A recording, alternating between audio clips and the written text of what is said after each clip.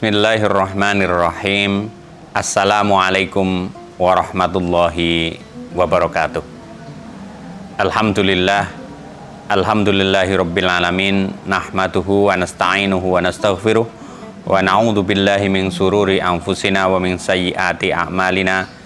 May yahdihillahu fala mudhillalah wa may yudlil fala hadiyalah. Asyhadu an la ilaha illallah wa asyhadu anna Muhammadan abduhu wa rasuluh.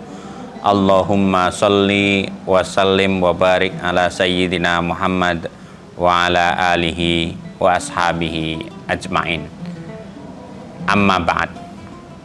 Para pemirsa jamaah yang dimuliakan oleh Allah Subhanahu wa taala, pertama-tama marilah kita panjatkan puji syukur kita kehadirat Allah Subhanahu wa taala yang telah melimpahkan segenap karunia dan nikmatnya kepada kita sekalian, dan khususnya nikmat iman dan Islam yang kita terima saat ini. Apapun capaian apapun yang sudah kita dapat, jika dibandingkan dengan kenikmatan iman dan Islam, itu sebenarnya tidak ada bandingannya sama sekali. Oleh karena itu, dengan nikmat ini saja, dan tentu dengan nikmat-nikmat yang lain, mari kita selalu bersyukur kepada Allah Subhanahu wa taala, sehingga harapannya kita nikmatnya akan selalu ditambah oleh Allah Subhanahu wa taala, dan kita semakin dapat lebih mudah, lebih bahagia untuk mempertebal keimanan dan ketakwaan kita kepada Allah Subhanahu wa taala. Dan tentu sholawat dan salam kita haturkan kepada Nabi besar junjungan kita, Nabi Muhammad sallallahu alaihi wasallam, yang selalu kita nantikan syafaatnya di yaumil qiyamah. Apalah artinya kita manusia yang penuh kealpaan, kelalaian, kelupaan. Di akhirat nanti, dengan segala keterbatasan kita, semoga kita mendapatkan syafaat dari Kanjeng Nabi Muhammad sallallahu alaihi wasallam. Jamaah pemirsa yang dimuliakan oleh Allah Subhanahu wa taala, kali ini saya sedikit akan membahas tentang toleransi atau tasamuh dalam Islam. Jadi kenapa kita hidup itu harus toleransi atau tasamuh? Dalam arti bagaimana toleransi itu sesuatu, kalau dalam bahasa toleransi, kalau bahasa Arabnya itu tasamuh, itu sesuatu yang menenangkan, sesuatu yang legowo, penak di hati dan enak di pikiran. Itu kenapa? Karena hal ini sudah diingatkan oleh Allah Subhanahu wa taala dalam surat Al-Hujurat ayat 13. A'udzubillahi minasyaitonirrajim. Bismillahirrahmanirrahim. Ya ayyuhan nasu inna khalaqnakum min dzakarin wa unsa wa ja'alnakum syu'uban wa qabaila lita'arafu. Inna akramakum indallahi atqakum. Artinya kurang lebih adalah bahwa kita sudah diingatkan bahwa hai para manusia, semua manusia ini, bahwa kita semua ini diciptakan dari laki-laki dan perempuan, dari bapak ibu kita dari kakek nenek kita, terus berlanjut sampai Nabi. Wa ja'alnakum syu'uban wa qabaila, dari bapak ibu sejak zaman Nabi Adam, akhirnya timbullah bersuku-suku dan berbangsa-bangsa. Konsekuensinya apa? Kalau kita diciptakan bersuku-suku berbangsa-bangsa, itunya ada perbedaan, ada persamaan. Nah, jadi kalau sama semua, nggak mungkin akan jadi berbagai macam suku atau berbagai macam bangsa. Kemudian diingatkan oleh kenapa Allah demikian menciptakan kita bersuku-suku dan berbangsa? Lita'arofu, untuk saling mengenal, untuk saling bersama-sama. Terus kemudian di akhir, sebelum akhir, inna akramakum indallahi atqakum. Apapun yang terjadi, kamu berada di suku mana, berada di bangsa mana, yang dinilai oleh Allah Subhanahu wa taala bukanlah sukunya atau bangsanya atau jenis kelaminnya. Yang dinilai adalah ketakwaan, kepatuhan kita kepada Allah Subhanahu wa Ta'ala. Jadi ini menjadi dasar kenapa kita harus bertoleransi, dan ini pun sekaligus mengingatkan. Jadi dalam dunia ini mulai perbedaan itu tidak hanya kita temukan ketika kita bermasyarakat, berbeda agama, berbeda kepentingan politik, atau sejak kita di rumah itu sudah kita menemukan perbedaan-perbedaan. Islam memberikan tips. Salah satunya adalah konsep tasamuh, biar kita sukses dengan segala keperbedaan itu. Makanya di Masjid Raya Syekh Zayed contohnya, bersama dengan para ulama dari Uni Emirat Arab dan ulama-ulama yang ada di Masjid Raya Syekh Zayed Solo, ketika merumuskan kita toleransi, itu mulai dari keluarga kita. Dari keluarga, terus kemudian bagaimana kita bertoleransi dengan orang di sekitar kita, dengan tetangga kita, habis itu dengan desa kita, sampai ujungnya adalah bagaimana kita bertoleransi kita dalam kehidupan berbangsa dan negara maupun dalam kehidupan internasional. Sebelum kita membahas tentang itu, ada beberapa nilai dulu yang terkait dengan tasamuh itu yang perlu kita kupas sedikit, karena itu akan menjadi dasar, dan ini ada kaitan dengan konsep-konsep yang lain. Jadi pilar tasamuh yang sering kita dalami dan yang sering ingin kita bahas, tasamuh salah satu nilai, karena untuk bagaimana outcome-nya itu ada ketenangan. Outcome dari tasamuh, endingnya kita tasamuh itu adalah ketenangan, kenyamanan, bertemu dengan siapapun itu tidak menjadi ancaman, kayak gitu. Jadi bagaimana kita menciptakan itu? Ada 2 atau 3 konsep yang itu menjadi fondasi dari tasamuh. Yang pertama adalah kesabaran. Kesabaran itu apa? Sabar itu adalah bagaimana kita menahan, bahasa Jawanya itu ora sambatan. Sambat boleh tentu. Nah, itu.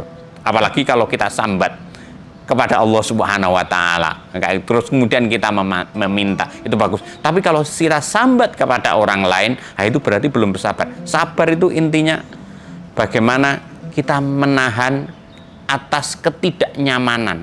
Mundur dulu, sabar. Makanya Kanjeng Nabi wasobru diyaun. Ketika kita sabar itu sebenarnya mundur itu adalah cahaya. Konkretnya kayak gini, ketika kita sedang berhadapan dengan musibah, sepatu hilang, sepeda hilang, ataupun barang-barang yang kita cintai hilang, otomatis apa kita? Panik itu apa?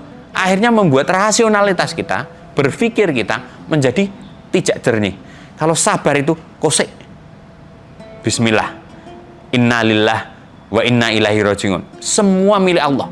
Jadi hatinya menjadi tenang, dan ketika kita menahan itu untuk tidak cepat bereaksi, jadi tidak langsung, misalnya salah satu dapat ujian itu, atau kita sedang mendapat musibah lain yang diejek orang atau dibully orang,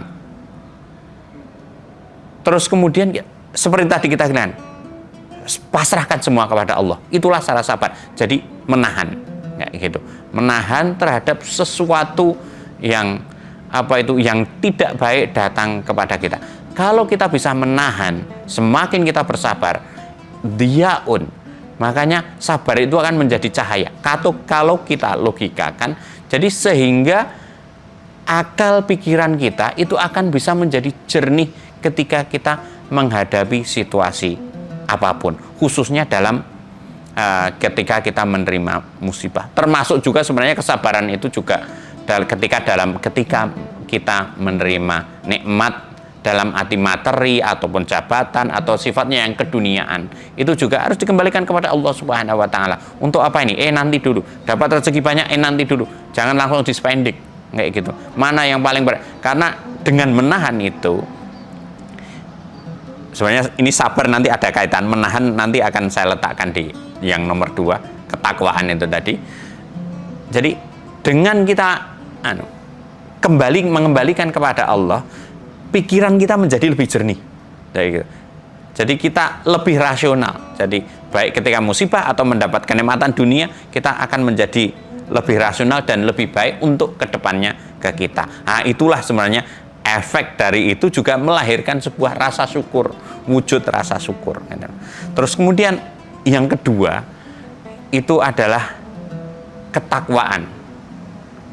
Kalau bahasa mungkin yang pengendalian, jadi pengendalian diri. Jadi pengendalian mirip dengan kesabaran, pada banyak sisinya itu sama. Karena pengendalian diri itu adalah menahan. Misalnya puasa, itu kan menahan. Menahan konkretnya paling sederhananya adalah nahan tidak makan dan tidak minum pada waktu tertentu. Waktu sudah sahur, subuh, sampai nanti menjelang maghrib, itu menahan.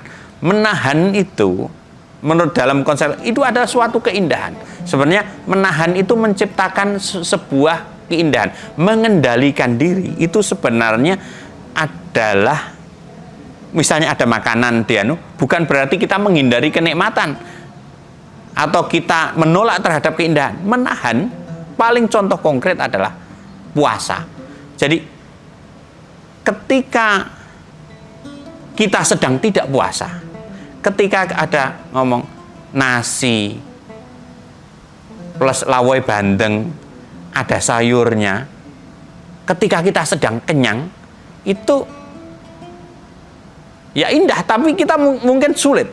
Tapi begitu kita menahan diri, terus menahan terus, tidak makan terus, sampai nanti waktu asar nanti, waktu sore hari atau jam 4, jam 5, kita ngomong nasi lawai gereh, gitu aja indahnya luar biasa. Jadi sekali lagi, ini hanya salah satu hikmah aja dari puasa, pelajaran yang kita ambil. Jadi menahan diri itu sebenarnya itu bukan kita menahan sakit yang ada di kita. Jadi menahan itu pada dasarnya itu adalah kita sedang meng-create, menciptakan kebaikan dan keindahan. Nah, itu pelajaran dari puasa yang menurut saya luar biasa. Sebagai contoh yang lain. Jadi misalnya kita mendapatkan sesuatu dunia yang luar biasa. Misalnya Anda sekalian mendapatkan uang 200 juta. Langsung segera digagek-gagek beli mobil. Wah, udah memimpikan beli mobil lama tapi belum dapat beli. Habis itu langsung di spending, langsung aja Anda dapat langsung dicake kayak gitu. Beli mobil baru, senangnya minta ampun.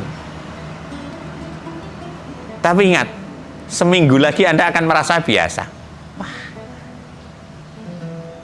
Sebulan lagi mungkin Anda tidak akan bahagia dengan mobil Anda kalau niatin nurutin nafsu. Wah, kok ya tuku mobil iki mbok sok ben mbok biyen nggo tuku mobil sing kae gitu. Nanti terus seandainya itu dituruti terus, kebahagiaan itu nggak akan kita dapat. Jadi kita kembali kepada puasa itu tadi, pengendalian diri, menahan diri. Menahan diri itu sebenarnya bukan mempertahankan kesakitan atau kesedihan. Menahan diri termasuk sabar tadi, itu sebenarnya kita ada sedang proses menciptakan kebahagiaan untuk kita sendiri. Maka dari itu, konsep dasar dari tasamuh yang disampaikan oleh beberapa para ulama, maka ada banyak sebenarnya, tapi yang ditekan adalah kesabaran, dan yang kedua adalah pengendalian diri, ketakwaan. Ketakwaan sebenarnya juga bisa diartikan pengendalian diri dalam arti itu melaksanakan perintah Allah Subhanahu wa taala dan menjauhi larangannya. Itu juga itu ritual atau proses yang bisa kita lakukan untuk bisa melakukan pengendalian diri. Misalnya subuh, itu waktunya pagi-pagi kan enak. Waktunya untuk tidur, ngimpi, apalagi habis sahur kayak gitu. Tapi kalau subuh duluan, misalnya gitu, subuh. Jadi akhirnya kita mau menikmati ditahan dulu, sholat dulu dan lain sebagainya. Siang juga enaknya ngelekar-ngelekar, tapi kita sholat duhur terus ngaji. Semakin kita mampu mengendalikan diri dengan cara melaksanakan perintah Allah Subhanahu wa Ta'ala, sebenarnya kita dalam proses menciptakan kebahagiaan diri kita sendiri. Ini bukan ngomong akhirat ya, kebahagiaan di sini, di dunia ini. Nah, kayak gitu. Nah, itu jadi sekali lagi tasamuh dan salah satu atau toleransi itu yang nilai-nilai yang harus kita perkuat itu adalah kesabaran, dan yang kedua itu adalah ketakwaan yang tadi saya terjemahkan secara sederhana. Ini secara sederhana, secara gampang saja itu adalah pengendalian diri. Terus bagaimana kita menciptakan tasamuh sehingga hati kita menjadi tenang, nyaman, baik itu di rumah kita menjadi nyaman, di luar rumah menjadi dengan tetangga yang menjadi indah, kangen tetangganya, bukan kangen tetangga, kangen hidup di lingkungan tetangga, dan juga kangen dengan bangsanya dan lain sebagainya. Bagaimana caranya? Beberapa ulama itu memberikan tips. Jadi bukan hanya kita bagaimana bergaul dengan orang berbeda agama. Itu ya penting, tapi paling penting kita mulai sekali lagi dari diri sendiri. Kita ciptakan keluarga yang bahagia. Suami istri, tasamuh pertama itu bersama dengan istrinya. Istri tasamuh dulu dengan suaminya. Walaupun suami istri saling cinta mencintai, dalam prakteknya urusan makanan juga kadang kan juga beda-beda. Kadang sama, kadang beda. Enaknya buku apa ya? Yang satu pengen nasi goreng, yang satu pengen lele goreng Lamongan, anaknya pengen sate. Nah, misalnya kayak gitu. Jadi bagaimana mensikapi perbedaan-perbedaan ini? Itu kita mulai dari keluarga. Jadi keluarga itu kita kokohkan biar suami, istri, dan anak itu saling punya jiwa toleransi. Punya jiwa toleransi apa? Punya jiwa masing-masing kita tanamkan kesabaran pada anak. Misalnya anak pengen, tidak semua harus dituruti. Kalau nggak penting jangan dituruti. Kalau penting pun, seandainya penting pun, itu harus dijelaskan ke anak. Misalnya itu membutuhkan biaya. Jadi itu melatih kesabaran.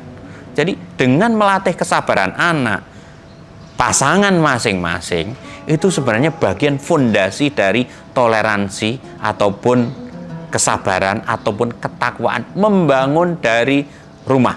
Home sweet home dulu diciptakan, surga di rumah diciptakan, sehingga bagaimana agar anak itu betul-betul bangga, cinta kepada orang tuanya, dan anak, bapak dan orang tua itu betul-betul juga mendidik anaknya dengan baik. Nah, gitu. Jadi kita ciptakan di rumah, kesabaran itu kita ciptakan. Nah, kayak gitu. Yang kedua adalah, yang pertama tadi sebagaimana yang dicontohkan oleh Rasulullah SAW,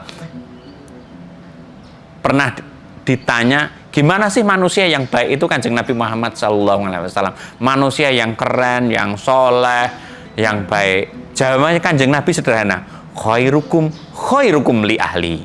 Jadi sebaik-baik manusia itu, kamu itu adalah yang baik bagi keluarganya. Jadi ketika anaknya bangga, bahagia dengan orang tuanya, istrinya bangga dengan suaminya, suami bangga dengan istrinya, itu salah satu indikator bahwa Anda adalah orang-orang yang baik ketika Anda dicintai oleh anak dan pasangan Anda. Itu. Terus kemudian yang kedua adalah bagaimana kita sudah, anggap saja sudah, kita tanamkan betul tadi dalam keluarga, sekarang kita mulai bertetangga. Tasamuh menciptakan keindahan, ketenangan, kesabaran, ketakwaan di lingkungan keluarga. Jadi bahkan Kanjeng Nabi Muhammad SAW itu la yu'minu ahadukum man la yukrim jarohu.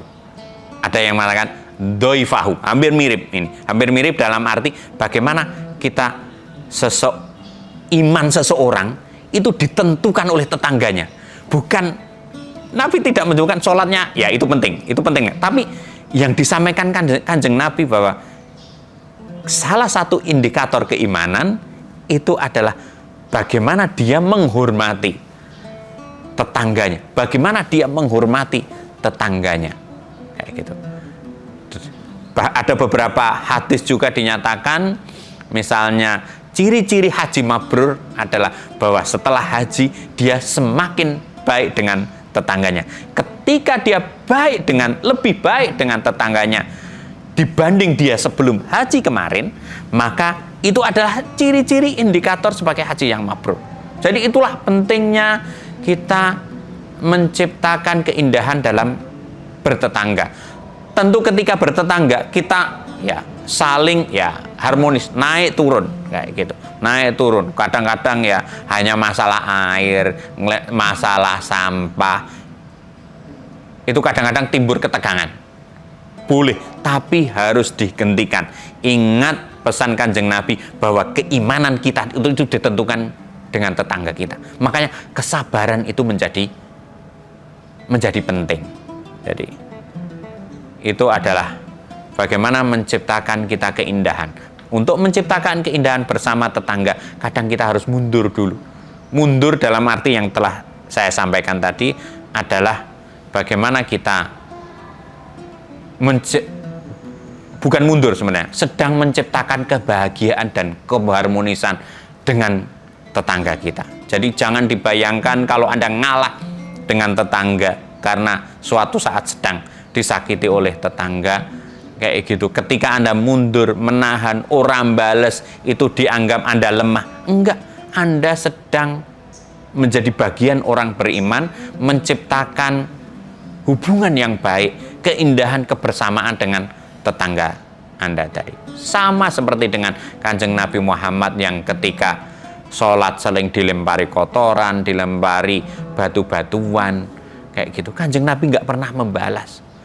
Justru ketika mbah itu yang putri itu yang sakit, justru yang menengok itu Kanjeng Nabi Muhammad. Dan itu merupakan bukan pukulan, suatu produksi yang luar biasa dan contoh yang luar biasa bagaimana kita memperbaiki masyarakat sehingga sesudah itu kehidupan itu akan menjadi indah. Jadi memang kita mundur membalas kebaikan itu kadang itu justru mewujudkan kebaikan yang berlipat-lipat dalam kehidupan berumah tangga maupun dalam kehidupan bertetangga ataupun kehidupan sosial lainnya. Jadi itu.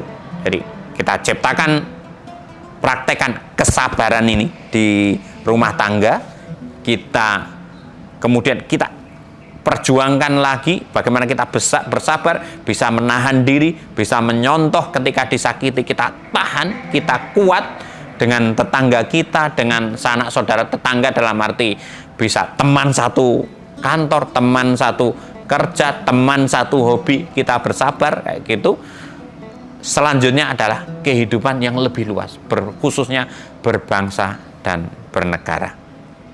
Bagaimana kita berhadapan dengan orang yang beda agama, beda aspirasi politik, beda hobinya, beda kepentingannya.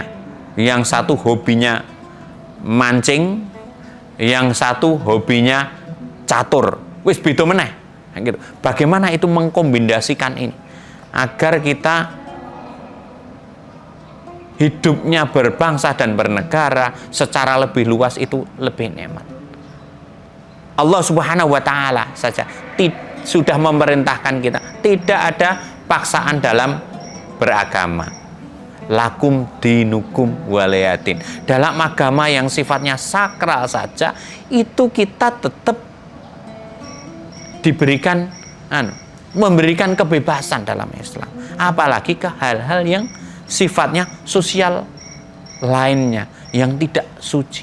Jadi tapi itu semua itu harus dibentuk mulai dari kehidupan keluarga. Jadi insya Allah nanti kalau kehidupan kita mampu bertasamuh, bertoleransi di keluarga kita, di tetangga kita, di tempat kerja kita, dan lain sebagainya, insya Allah nanti akan berbangsa, bernegara itu kita akan menjadi lebih indah. Jadi perbedaan-perbedaan orang Jawa, orang Papua, orang Sumatera, orang Aceh itu menjadi tidak relevan.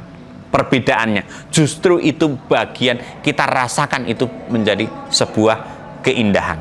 Resepnya sekali lagi, mari untuk mewujudkan tasamuh dalam arti mewujudkan ketenangan, keindahan, ora kemurungsung, kabeh dianggap musuh apa-apa gitu. Jadi setiap ketemu orang yang berbeda itu kita adanya seneng tok.